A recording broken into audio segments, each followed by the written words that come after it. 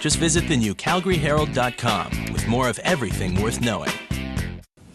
And I think that's really where the rub of the issue is that some of the stuff was kept in paper copies, some of the stuff was kept electronically, and if you're only going to search in one database, you're only seeing part of the picture. There was no evidence whatsoever of any criminal activity, any fraudulent activity taking place, or any impropriety that was suggested.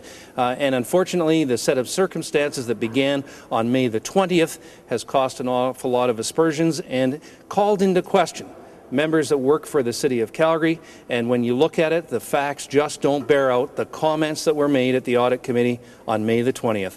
I think it's truly unfortunate that it has taken this long to catch up with the facts, that somehow someone did not access those electronic files that would have answered all the questions that people have raised. Are you now convinced that there's no evidence of fraud within the city operations? I've always been convinced that there is no fraud. Procurement audit was put in place for a general check of how we buy things at the city, and the auditor found a whole bunch of 13 recommendations where things could get better. All 13 were accepted. Consequently, I think it was a worthwhile exercise to go through. Should the city auditor lose her job? That is up for the Audit Committee. Always does an ongoing assessment, as we do with all city staff.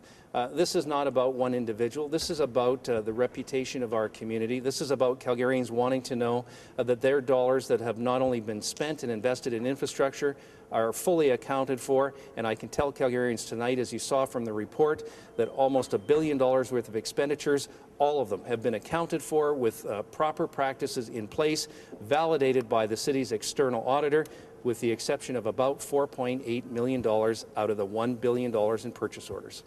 Should a city auditor be fired over this? No.